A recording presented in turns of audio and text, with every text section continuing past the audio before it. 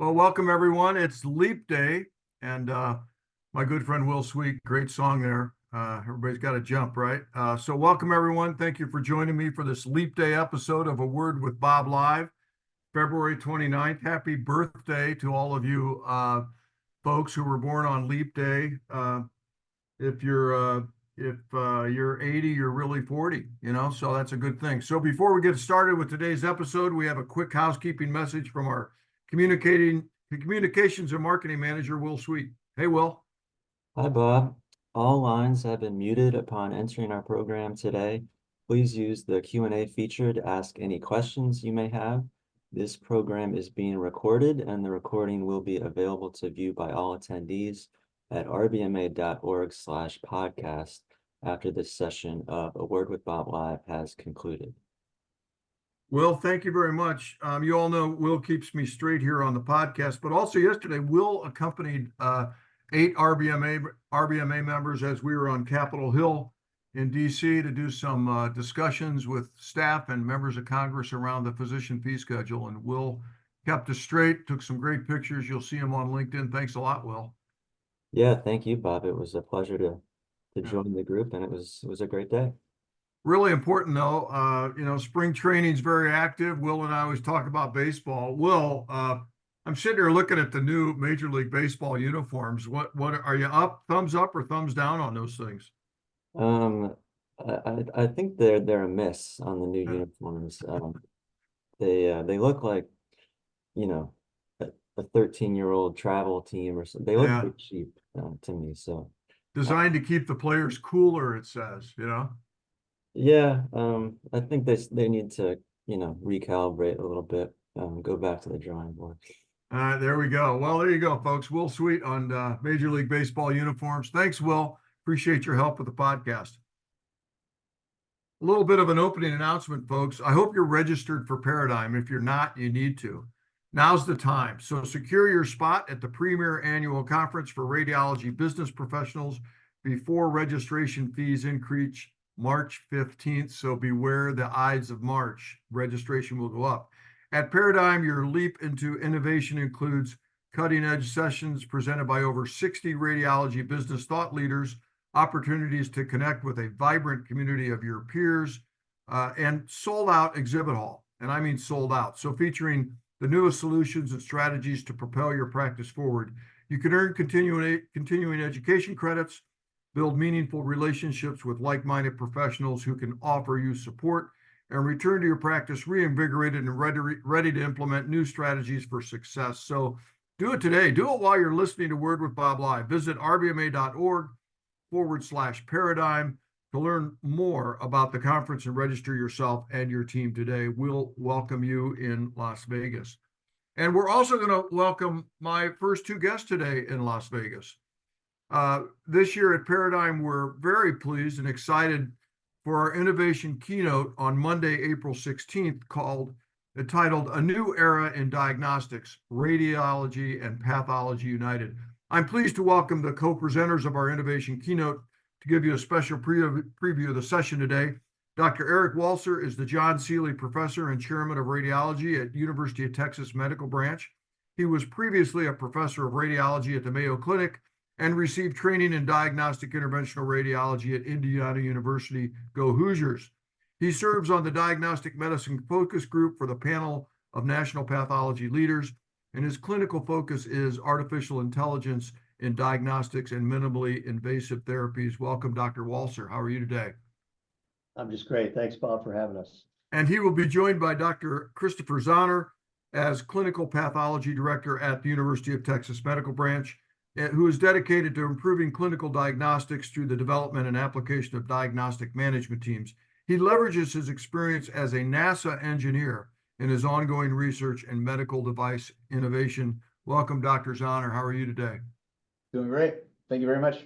We are really looking forward to your presentation at Paradigm. I know I've served with both of you gentlemen on the Diagnostic Medicine Focus Group, which has really been an interesting journey for me. I like to listen to you smart people. And so tell us a little bit about what you're going to be presenting at Paradigm. Well, Bob, again, thanks to you and Will and Bob, RBMA, for having us. This is a great opportunity, Sure. and we're looking forward to Paradigm.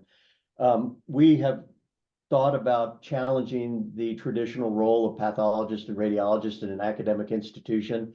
We have been for too long two silos that don't really talk to each other. Mhm. And yet, with the evolution of AI and patient care in the virtual realms, um, we see those silos need to be broken down, and we really are advancing the concept of a diagnostic medicine, which Mhm. incorporates radiology and pathology together.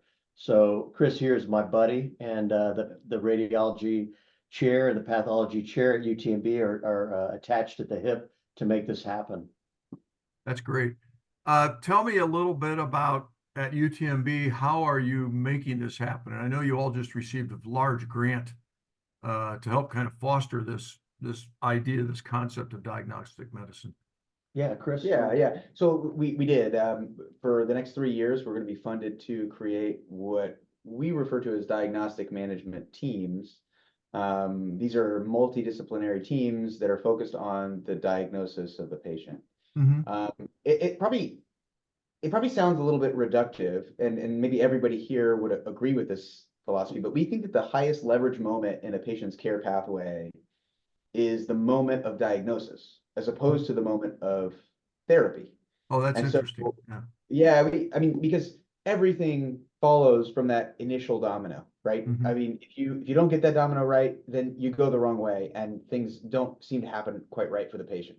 And so Including the for us, billing side, right? I mean, that's exactly that's what right. our, yeah, Absolutely. yeah, Everything, the complexity of the billing, everything. And so right. from an administrative standpoint, if we get that moment right, then we'll bill the patient properly, and we will get them out of the hospital much faster. And so for us, this initiative from the Seeley Smith Foundation for the Diagnostic Center, we're going to really focus on improving those diagnostic turnaround time metrics that we're going to develop and then hone through the next 3 years. So that's our real initiative, is to try to Mhm. understand administratively what's the most effective for patient care, and then deliver that. That's interesting. And I know my participation with this, with Bob Tessier from the pathology side is kind of like, well, how would you bill for this? And who, splits what? What's interesting to me is that you've been able to come together and not worry about that part of it first, right? Yeah, we don't want to, we really don't make the financial aspect of it the driver. Mhm. As with everything, it's going to be part of the equation, and we're going to have to think about that. But there Yeah. are mechanisms through CMS and through some of the commercial payers that they will compensate you for things like interprofessional consultations and other mechanisms that pathology and radiology do quite well, that will actually bring some money to the table to support our efforts. Yeah, and on that note, one of the things that we have had within the Department of Pathology that is now sort of being extended in this integrative approach is we've had these DMTs that are limited to pathology, areas Uh-huh. where radiology isn't necessarily as involved. Uh-huh. And so in that effort, we've done a number of, 2 or 3 small studies where we've shown the value at the health system level. So for example, we've done a DMT for COVID diagnostics Right. that generated, tens of millions of dollars in additional revenue, and it was, spearheaded by 3 people. Oh, okay. And so that's 20 million bucks. That's real dollars. That's not like fake money that we say, oh, we saved this. No. That Yeah. was billables that we were able to Wow. generate because of this effort. And in addition, the hypothetical component was healthcare delivery was improved. We found that we compared ourselves to academic medical centers that were similar to ours, Right. and we've saved, tens of, maybe even hundreds of people in this community because of that effort. So we have the quality care improvement as well as the additional revenue. And so we Yeah. think that we take that model and we now expand it to include radiology, and the two Right. of us will address almost every area of the hospital. I mean, radiology touches a lot of areas that pathology really has no business touching. Right. And that will make those two will be extremely powerful. Yeah, that's very interesting. I mean, better outcomes, right? Bringing value to the bottom line. You see this ultimately, and I know our diagnostic medicine focus group has talked about this, is is starting kind of an academic setting, but moving out into community medicine. Do you see that happening over time? Yeah, I think you will. We see that this is a very fluid patient population now, the young people, and they have a problem, joint pain, hurt their neck skiing. They can come to an outpatient imaging center, whatever you want to call it, a diagnostic center, and we can have nurse practitioners, we can have our nurses see that patient, we can get the imaging, we can get the labs, and we can give them a diagnostic report, and then they can go see their specialist rather than the other way around. So Okay, yeah, we right, think we short circuit a lot of the diagnostic work because we put it right up front, right, in right. front of the patient. So there's obviously some problems with that. You're going to encounter some resistance, but Right. we have with the Seeley Smith Foundation, we have people that are really interested in looking at this cutting edge technology and funding it. And that's what's really important, Yeah, it's interesting on the policy side. There are some states where there's been some bills introduced just this year that would preclude a health system or a healthcare provider from providing a report earlier than 48 hours after a test. So it kind of counters what we're talking about. And I'm wondering how this research may help delay that kind of thought. It's kind of interesting. It's backwards. That's a great question. I mean, all of us have an EMR where the patient sees the biopsy report the same time we do. Right. Yeah, And that's right. some issues, right? It's created some issues, but that's what the public demands. And, I don't care what the commercial payers or CMS says, the patients are going to get what they want. And we want to be in the forefront of that. Yeah. Well, and I presume this is perhaps a very good application for some type of artificial intelligence at some point, right? I mean, you're working with that too, Chris? Yeah, part of our collaboration between Chris and I and our departments is to create a layer between us, which is primarily artificial intelligence. How do we use AI to make the diagnostic yield better and faster? And we also roll a lot of our funding into that because we don't really want to buy our AI. We want to use our own data to create our own to fuel the diagnostic center. So yeah, that's a very important component. And it goes right between us. We both manage. That's right. Well, one of the things I try to do with our national conference is to challenge our members to think differently. And I think both of you will do that. And that's what's been exciting to me to be involved with this whole movement. Yeah. We're happy to be a part of it. Yeah, Thanks, we Bob. are. Absolutely. That's great. Well, thank you both for taking the time today to give us a little taste of what you're going to be presenting. And I'm sure you'll enjoy being with us, and we'll enjoy having you and have a good crowd for you out in Las Vegas. Thank you, Bob. Thank you very much. Good to see you both. We'll see you in Good to about see you. 6 weeks. Take care. That was very interesting. And again, register for Paradigm. This is a way to challenge you all to think a little bit differently about how we deliver fine radiology services to the patient. And I think this whole area of diagnostic medicine, the focus group, Dr. Geraldine McGinty, who's the past chair of the ACR, Dr. Nick Bryant, past chair of radiology at University of Pennsylvania. A lot of really big thinkers are involved with this. So it's been very, very interesting. And I would hope you all attend Paradigm and learn something new and learn about how we're trying to deliver better care, better value to the patient. That's what it's all about. So I appreciate it. So folks, our next guest and my primary guest today is Michael Young. Mike is president and CEO of Temple University Health System in Philadelphia, Pennsylvania. Mike has been successful wherever he has stopped along his management career, and which includes Erie County Medical Center in Buffalo, New York, Grady Memorial in Atlanta, and where I met Mike as a young practice administrator, Lancaster General Hospital in Lancaster, Pennsylvania. Mike and I go way back. And Mike, welcome to A Word with Bob Live. Thank you for joining me. Bob, it's nice to be here. Thank you. So, folks, I got to tell this story. Mike had an open door in his office, and Bob would walk through that door quite often, right, Mike? Well, and one of the things I need to say about Mike, I would go to national meetings, Mike, and people would complain about their hospital administrators, this, that, and the other thing. But Mike Young knew radiology because when you were a vice president in operations, radiology was part of your gig, right, Mike? Yes, sir. Yeah. So My Mike, radiology reported me today as the system CEO. That's how important I think imaging is. The last discussion on joint care driven by pathology and radiology is I think a great idea. And we were talking about that the other day, where the collaboration, the primary care doctor often doesn't know what to order right. and doesn't know the detailed specialized care. So combining those two can be very helpful. We have a large cancer center here called Fox Chase, and we're going to develop primary care for post-life after cancer services from a primary care basis. Right. The average primary care doctor doesn't understand the outcome of seed implants or chemo or radiation.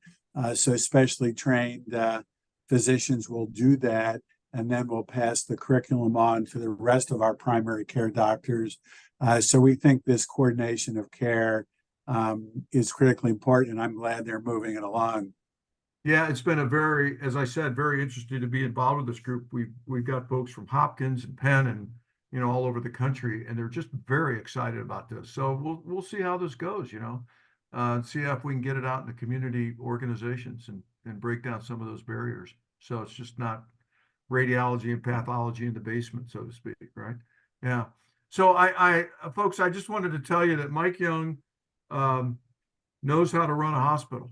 And he knows because, as you can see there, Mike might actually know how to get down to the Department of Radiology. And I think that's important, Mike. I mean, I know some administrators not so much, but you were always very hands-on in that respect, and appreciated that. Well, I have a good young staff, and I try to explain to them it's critically important to understand and be able to implement a long-range plan. But you also have to be able to work at the 1 foot level. So the really strong executive leadership in healthcare can do both the 100,000-foot review as well as the one they understand what happens if you do this. Sure. I recall you speaking to the Lancaster Chamber many years ago at Willow Valley down there at the conference center about healthcare systems at the time. I think we were just coming out of the Clinton administration, maybe.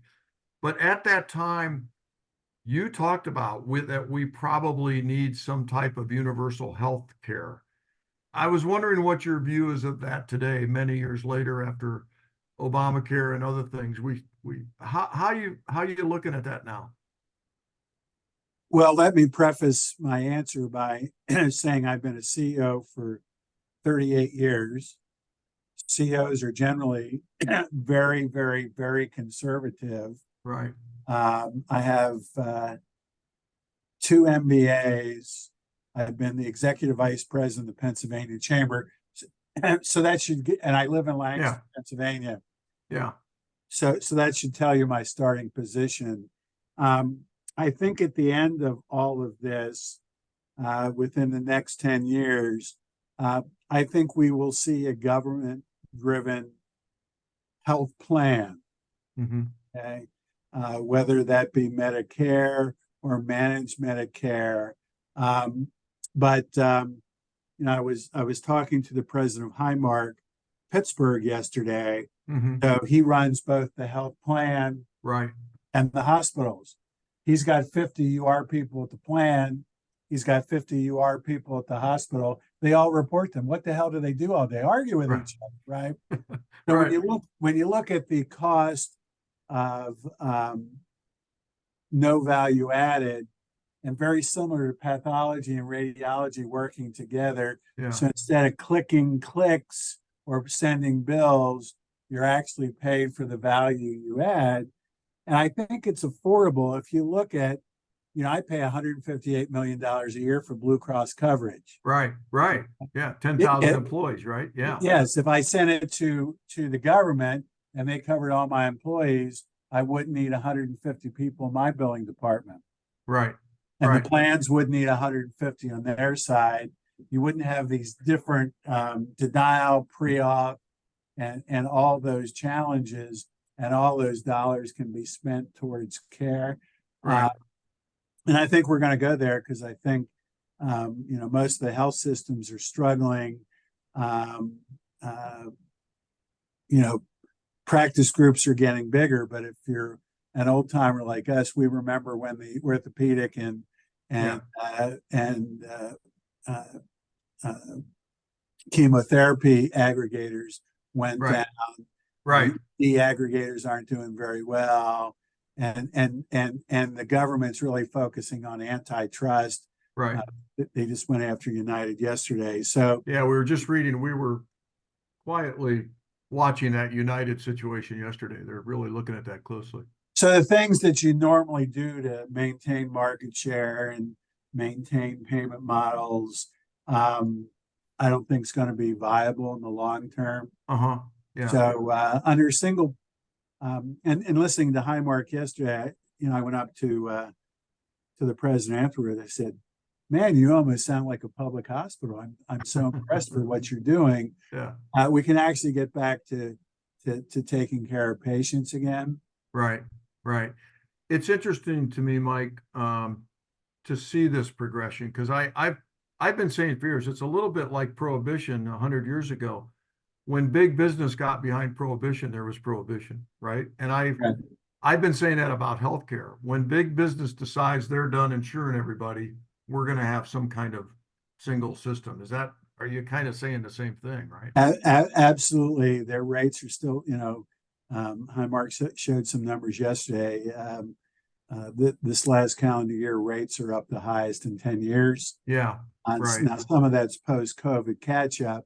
Yeah. Let's say, oh, we can't afford this anymore. Interest rates are high. We're already struggling. What are the options? And if, the government says, oh, well, we'll pick up your health care and, you need to have a minimum plan, that could be a good thing for everybody.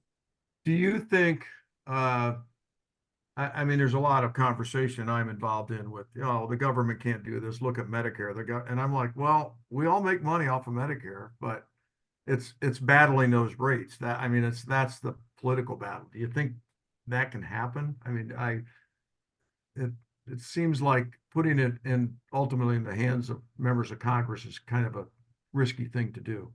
But you are now. Yeah. What really is your commercial volume? Yeah. And if you take out your Medicare and Medicaid, I mean, I'm 86% Medicare and Medicaid. Yeah. And obviously I'm the far extreme, but over time, people are in the ACA, Right. and we're seeing commercial payers, decline year after year. It won't be too many years till it doesn't matter anyway. Right. So then the government has you anyway. We're kind of at a tipping point, right? I mean, We're getting very close. Yes. yeah. I mean, I look at where you live and where I live, Medicare, Medicaid. We have actually a couple prisons in Schuylkill County. You got teachers, you got local government. Everybody's insured by the government, right? I mean, that's basically what I'm saying, huh? Yes. Same way in Lancaster County. It's not that big a step, and I just think it hasn't been successful because if you said previously, I'm here from the government, I'm here to help, Right. makes everybody nervous. But when we talk about employers are going to pay the same next year as they did this year, then you're going to see this thing quickly change. Yeah. So let's kind of switch gears, talk a little bit about radiology. You obviously, I've always said you had the vision to help radiologists make money, be successful. Do you think we're still there with that, or is this changing? And I know there's a lot of pressures in radiology with private equity and other, consolidators, et cetera. I still play golf with radiologists every weekend. So There you go. I guess I must be treating them fairly. Are they retired or are they active? Both. Okay. If you go back to the early 90s, Yeah. out of California, everybody was going to be in risk and we were going to need 25% fewer doctors. Yeah. Remember those discussions? Yeah. Oh, I do. Everybody's looking around the table. And I Yeah. remember somebody going into a group of specialists, I'm going to bring you to your knees. I don't Yeah. know if you're at that meeting, I was. Yeah. And so now it's, gee, I can't find any radiologists. I'm busy as Right. hell. Right. We've seen groups here in Philadelphia implode. We've seen Yeah. payment rates go up 20% in the last 6 months. Hmm. And 3 years ago, it's, oh my God, AI is going to get rid of all the radiologists. Right. Now it's, I hope we can get AI gone so I can get all my films read. Right. Right. So I think technology is going to help us cover the shortfall of doctors, radiologists, particularly as they retire. And I think it'll be done in a coordinated way, driven by the radiologists instead of to the radiologists. Right. So we use AI. We're the largest lung transplant center in the country. So we do a gazillion chest CTs, and we have AI that reads it better than a human. Oh, you do. They You've can- they employed can see- those. Yeah. Yeah, they can see tiny nodules that a human can't differentiate. Uh-huh. And then when they look at the serial CT down the road, they can see minute changes. So that and mammo, and it's hard to get body imagers anyway. Hmm. So we think some of the technology will actually be complementary for and assisting radiology groups. Sure. Do you, especially in community hospitals, do you see the same type of exclusive arrangements that we had and still have and would open up and shut every once in a while for somebody, but do you still see that as being the basis going forward, or is that going to change? 2 years ago, I would have told you I thought that model was going to continue, Yeah. but I think the lever this side is going to be the radiologist who used to have 24 radiologists to cover the service now have 12 and they can't do it anymore. Yeah. Right. They can't meet it. So, there was a large group here in Philadelphia that recently imploded. Mhm. So if they had exclusive arrangements, they would not have been able to serve them. Right. So unlike anesthesia, where I think the change is coming from the hospital side, I think the change this time is going to be coming from the radiologist side. Yeah. Yeah. Do you see the move to consolidate, get larger, bigger scope, which maybe is brought on by private equity, these big national, do you see that as continue to emerge throughout the country, or do you see that it depends on where you are, kind of a thing? I think it depends on first where you are. B, I think integration and growth, size growth will happen just because of coverage needs, these demand needs, Yeah. the cost of home reading stations. Mhm. If you have 50 guys at 50 grand a pop, it gets pretty expensive. Yeah. And then the software upgrades and you need to replace them in 2 years. Right. So the need to have scale will happen. And then just the ability to cover at night and the malpractice world, I think that the drive will be to grow, to cover all those various needs. On the Yeah. private equity side, as I said, this is the second iteration for you and me. Yes. Oh, it is. Yes. It didn't work out very well last time. Some Right. guys did okay. The guys who took cash, invested it, Yeah. and didn't squander it did okay. The people who took equity or spent the money got hammered when they had to buy themselves back out of Right. non-compete. So the ability to raise prices, particularly in radiology, because somebody will wire the images elsewhere and Yeah. they'll be read in Chicago. We've seen it here in GI. We've seen it here in oncology, medical oncology. Uh-huh. But long term, there just hasn't been enough revenue increase to cover the private equity cost demands. Yeah, it's very interesting. And of course, we're a big tent organization. We have, small radiology practice, large one, different kind, and private equity organizations belong to RBMA. And it's just been interesting to see that evolution over the years. As you said, this is our second iteration, right? Mhm.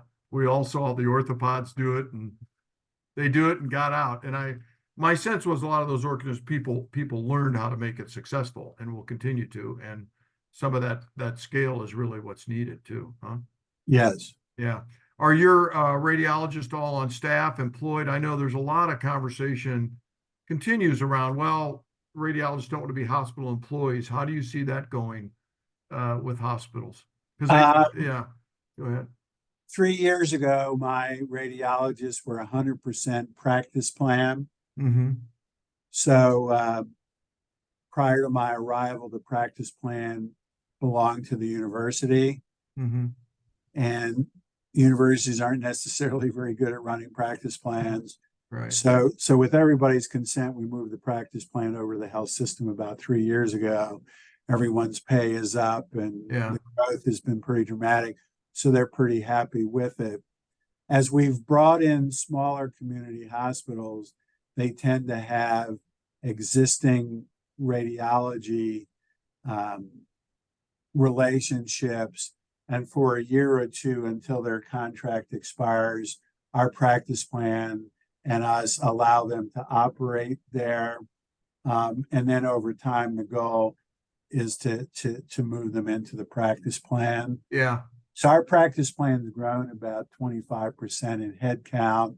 Our revenue's grown, compounded over 10% a year the last 5 years. Yeah. We combined the two practice plans, the one at the cancer center and here, into one. So we like the practice plan model. They have their own board, quasi self-directed, Uh-huh. but at the same time, I can help them set priorities. Right. Okay. Where do you see, you were always good at finding the value in emerging radiology technologies, and you and the radiologists could figure out what machine we need to buy and get it done. Where do you see that going over the next 3 or 4 years with technology? Yeah, we're actually pretty excited about it. For example, we recently put a linear accelerator CT in. Oh, you did? Oh, wow. A Varian product. Yeah. And the care is so much better and so much faster. Yeah. And seeing the changes in real time versus 4 weeks down the road, Sure. it's really been remarkable for us. So you know me, I'm always a little skeptical. We talk to some people, and we have some clinical trials coming out, patients that went that route versus the old linear accelerator and Right. separate CT scans. So it'll be interesting to see in another 2 or 3 months what the clinical outcomes are. Sure. So yeah, we carefully look at technology. We bought all of our medical students little handheld ultrasounds 3 years ago. Oh, you did? Uh-huh. And we thought that was a great idea, and it's turned out to be a nothing burger, to be honest. Actually kind of a headache. Where are we going to store these images? Do we have to store them, et cetera, et cetera? Yeah, So, do we have to read them and all that stuff, right? Yeah. so yeah, as an academic center, we're still looking for the best technology available. We just want to make sure it adds value. So, Yeah. I think Rad-Onc MR is next. Uh-huh. The downside is it's very big. Yes. So you need a lot of space, and it's very expensive. So I'd like to see a couple more places do that before our cancer center does, just because the footprint is so big. So yeah. We think good technology is coming out. AI on every piece of equipment that tells you, oh, you should image from this angle.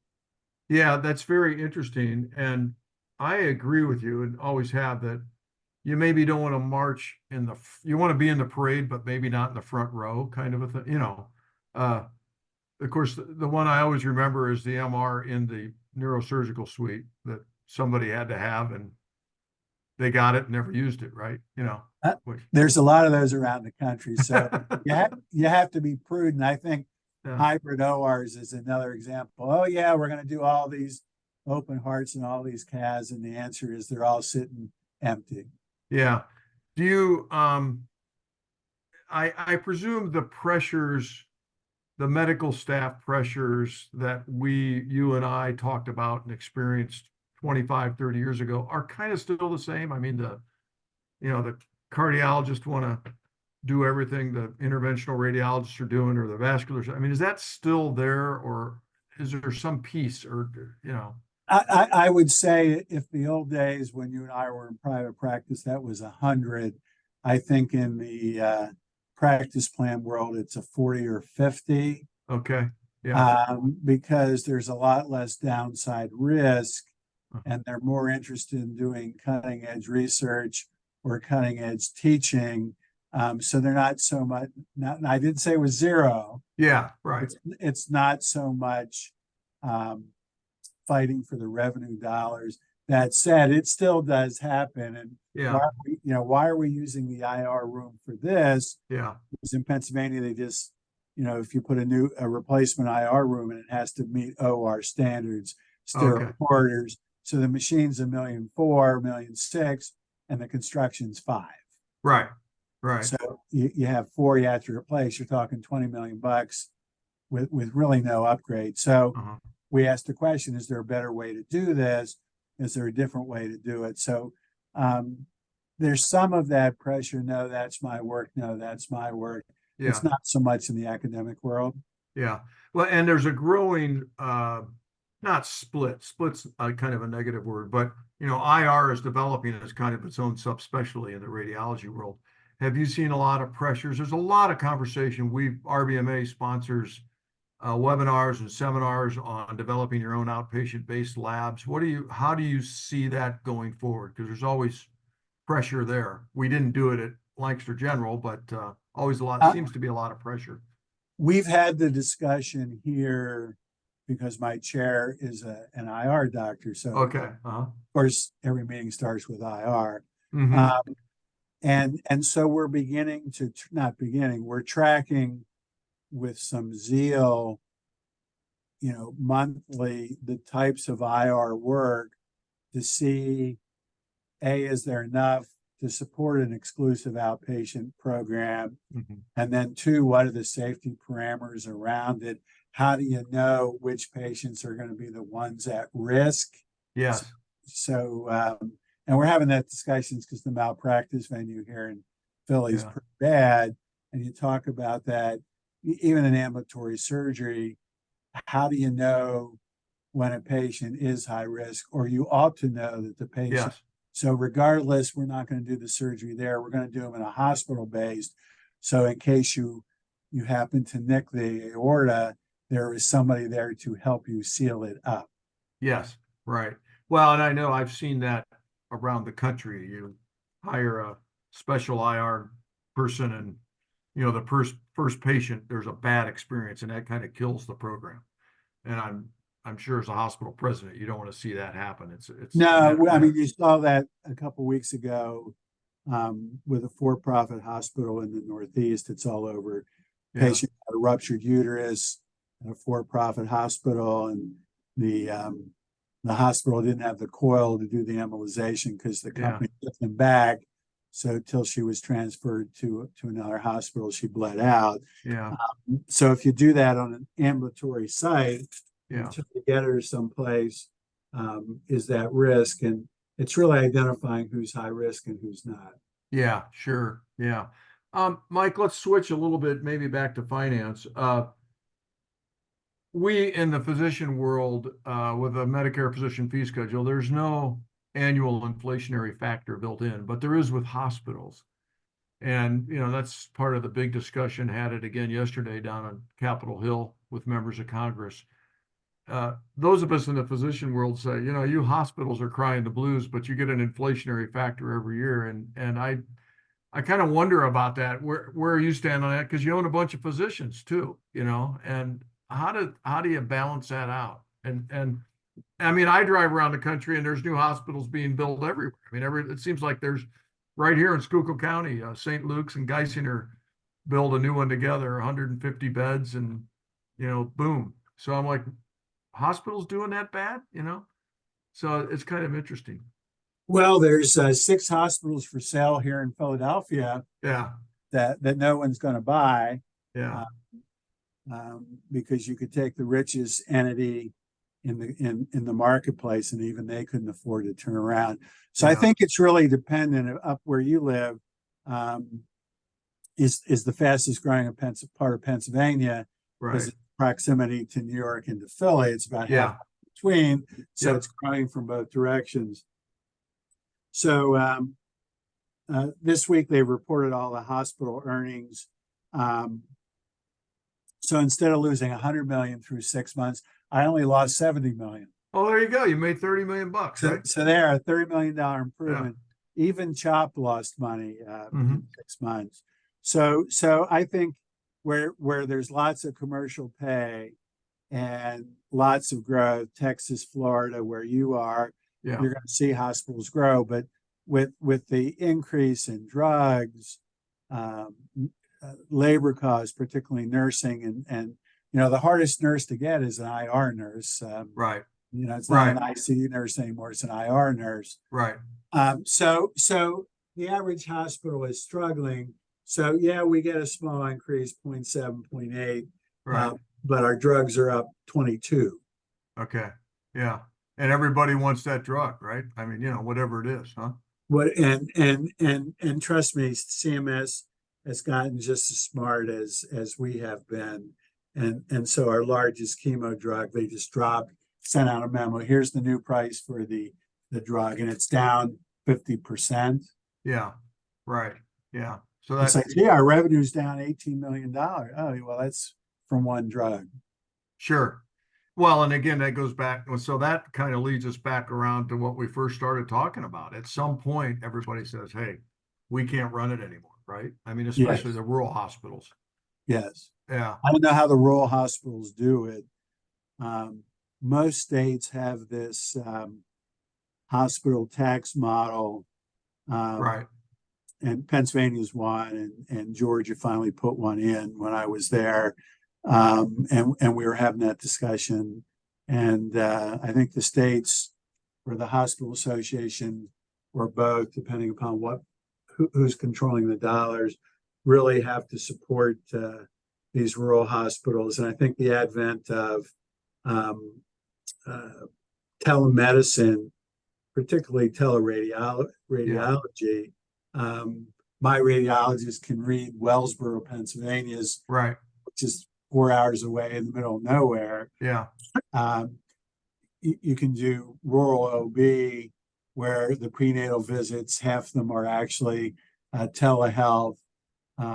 So I think technology is going to help, but in the interim, we have to keep them alive, because when you can't do a massive bleed with telehealth. Right.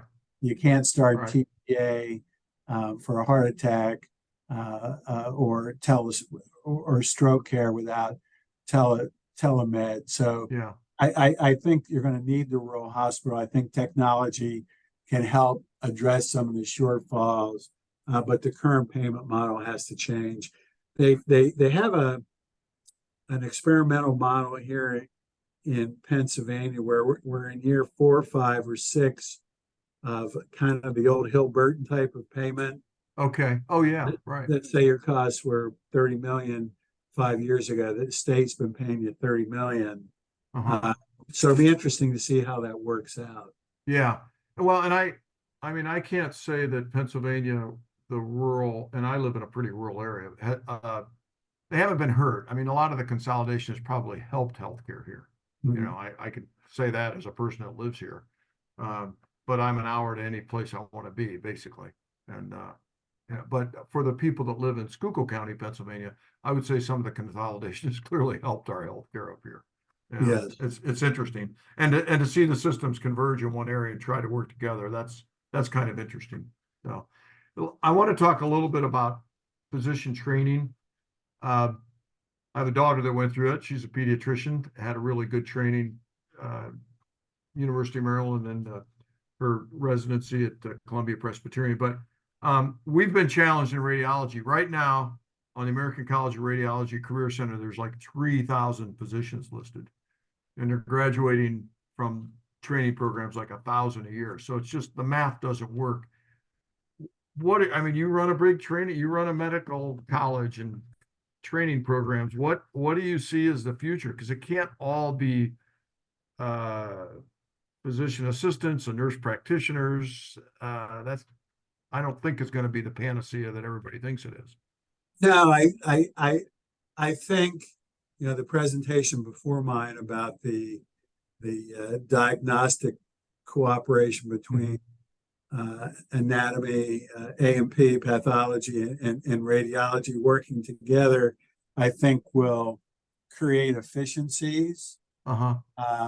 And I think the AI technology will create some efficiencies, but we've expanded our IR program because of the demand. Yeah. We've expanded our anesthesia program because of demand. And we've slowed some down. ENT, for example, there's plenty of ENTs out there. Right. So I think most of us in the academic world around the country are pretty responsive to expanding where necessary and contracting where necessary. So there are more medical schools online now, but the problem is there aren't more residency slots. Right. Yes, that's where, expanding the slots seems to me to be a good effort, but It takes a long time. yeah, Most health systems are struggling, so they don't want to expand a slot. They don't want to expand a program without the slot because they don't get paid. right. And then the graduate moves to where you live, and that doesn't do me any good. Right. So I think we're nimble, not like a deer, but not as bad as a turtle. Yeah. We're somewhere in between to trying to meet demand. I mean, if you go back 2 years ago, when PE took over the ER world and cut pay, Right. and there were, social postings, pay is down. Well, the number of people who went into ED medicine dropped like a brick. Right. That's what ED volumes are up 15% around the country. We need more, Yeah. not less. So the training programs have filled back up. Yeah. And will produce more again. So I think some of these issues are short term. Some will produce results ourselves. Yeah. And some hopefully we can fix with technology. Yeah. I like I do with most things, I tend to oversimplify it, but I mean, if a slot for radiology is approximately, I've heard the number $75,000 per year over 4 or 5 years, it seems like you could find funding out of this industry to fund some slots, but it's harder than that, but it seems like we could come together in certain training programs to fund slots. There seems to be, I think there's enough money there to do it, but it's apparently there's problems with that with the government. Yeah.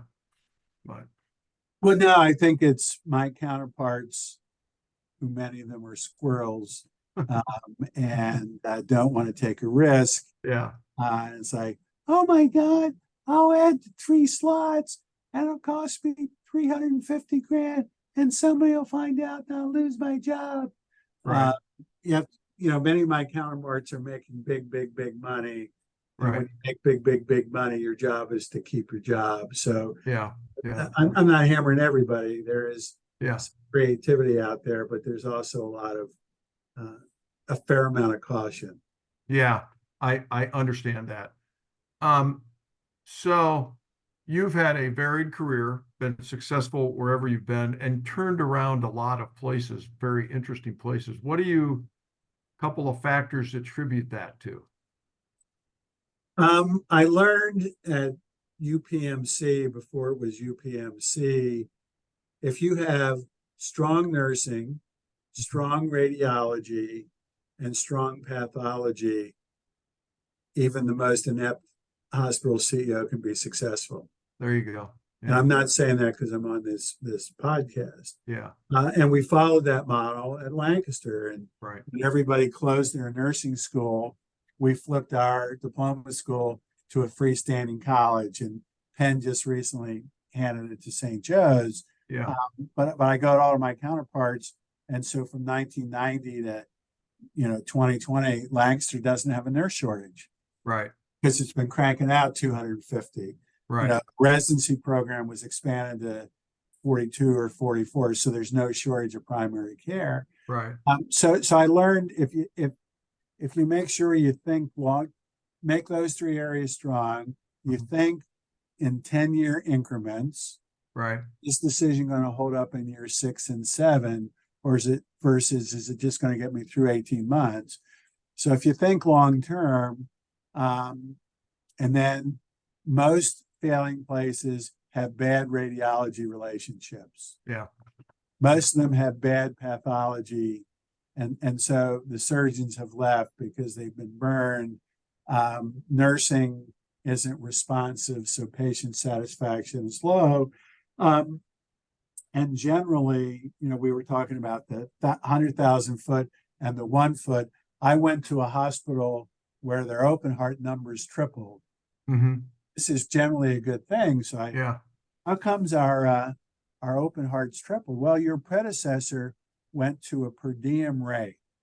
Okay. Okay. Right. So the average length of stay is 5 days. Yeah. And he did the per diem, and it was about an 80% discount. Wow. So the insurer was saying, let's move all these cases. So it was great on volume, but it cost them about $4 million. Yeah. So we went back to the plan and said, guess what? Here's Yeah. what you're going to pay. And our number dropped by 40%. Sure. But net cash, we made way more money. Yeah. Yeah. So it's hard running a health system or a hospital. There aren't many folks that have the financial understanding and the clinical understanding and just the straight up operating. So Yeah. I see a dearth of really strong 50 to 60-year-olds, the next Yeah. group behind me. Yeah. Good. Well, that's good. And I know if anybody works under your mentorship, they've been successful, right, Mike? I mean, we've seen them. Yeah, they've learned a lot. They've from gone that. on to be CEOs elsewhere and be successful elsewhere. And fortunately, I have a great young team. The CEO of the acute care hospitals is 44. Yeah. The CEO of the practice plan is 41. Yeah. There you go. So we've spent the last 5 years bringing them along. So when people talk to me about my career, one of the things I'm most proud of is when we started, we developed the MRI group, as you remember, and it's still, that partnership It's still there. I exists. see the billboard on Route 30 when I come down. It still exists. So folks, and the history of that goes back to Certificate of Need, when I discovered one day in Harrisburg that Mike's guys didn't get a Certificate of Need for MRI services, but we made it work, didn't we? Yeah. Yes. Yeah. So I'm real proud of that, to see that the Lancaster General and the Lancaster Radiology Associates have kept that going. You know, maybe I'll add, and I'll make it my final point, unless you have another question. No. You talked about this angst that often exists, and my belief was, you know, when you work like this, so we needed an MR, we couldn't get one. Right. So the doctors and the health system figured out how to do it. And at Lancaster General, you know, the care was superb. The doctors did very well. The hospital did well. The outcomes were great because 9 out of 10 times we worked like this. I went to Grady, where Emory was the practice plan, and they had their own hospitals, and Grady was kind of the MA place. And believe it or not, I took the secret Lancaster General quality model and implemented it at Grady, and Emory was glad to do it. And we started working like this, and outcomes at both Emory and Grady vastly improved, and both places have been solid ever since. So I could never understand why you'd want to fight with your physicians, particularly your hospital-based physicians. So I think that model exists today, and it's still successful today. Yeah, it's a very simple model, and you're right. You work together and everybody goes home happy, right? Yeah. Well, Mike, we don't talk often, but I follow you on LinkedIn. I see what you're doing, and it's successful, and I appreciate your friendship and advice through the years. We've both done okay. Yeah, I'm glad to share today. It's good to see you, and God bless the radiologists. We need them. There you go. We will end with that. Mike Young, President and CEO of Temple Health. And Mike, let's stay in touch. Bob, thank you We'll very get much. out on the golf course. Yes, hopefully. All right. Take care. Thank you, Mike Young. Appreciate it. So folks, a couple of just closing words. Don't miss our upcoming AI webinar series, Frontiers in Radiology, Navigating AI's Role in Radiology Management. This is a very comprehensive three-part series providing a deep dive into the intersection of artificial intelligence and radiology business management. There you see my brain spinning on the screen. This series showcases the transformative potential of AI in reshaping the landscape of radiology services, focusing on implementation, impact on patient satisfaction, and ways to enhance operational efficiency. It all starts next week on March the 5th. So register today, rbma.org/webinars, all caps, to register. And want to remind everybody, you still have time to enter your products, service lines, initiatives, or campaigns recognized with RBMA's prestigious RAD Honors Awards. We've extended the submission deadline to March the 6th, where we're going to honor radiology practices and vendors that have demonstrated the highest degrees of creativity, innovation, and exemplary leadership.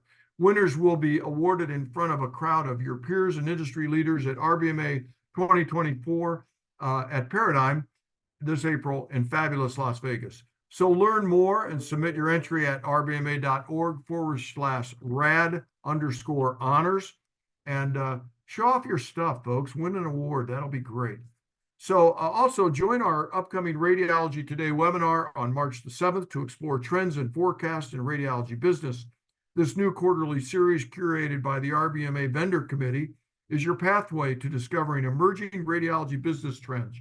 This installment promises an engaging lineup of experts tackling a variety of critical topics, including innovative wellness, those types of innovative wellness initiatives to combat burnout, mastering denial management, and leveraging data analytics to improve patient follow-up processes. So visit rbma.org/calendar to register for all these wonderful programmings. Is it spring yet? Not so much here. Today's a beautiful, chilly end of leap day, I should say. So join our upcoming Spring Forward coding series starting in May to enhance your coding acumen and sharpen your skill set. Sessions will focus on diagnostic neurointerventional coding, mastering advanced cases with confidence, dialysis circuit interventions, mastering embolization procedure coding, and more. Getting equipped with up-to-date knowledge from leading coding experts in radiology. Visit rbma.org/coding to learn more and register. Folks, Leap Day. Again, happy birthday to all those that were born on February 29th, and we'll wish you again a happy birthday in 4 more years. Thanks for attending today's program. Thanks to Mike Young. Thanks to Dr. Eric Walser and Dr. Christopher Zahner. Register for Paradigm. Get your whole team registered while you're at it. Don't forget our group registration offer. You'll get $100 per person discount on registration for groups of 5 or more. Have non-members in your team. Everyone qualifies for member group pricing as long as one registrant is current RBM member. So please register for Paradigm and bring along the gang. So mark your calendars. Our next Word with Bob Live will be March the 28th. I've got a very special guest that day. A lot of marketing focus we're going to chat about. So thank you for watching and listening. Have a great day. See you next time. Register. See you in Las Vegas. Viva Las Vegas, folks. Happy Leap Day.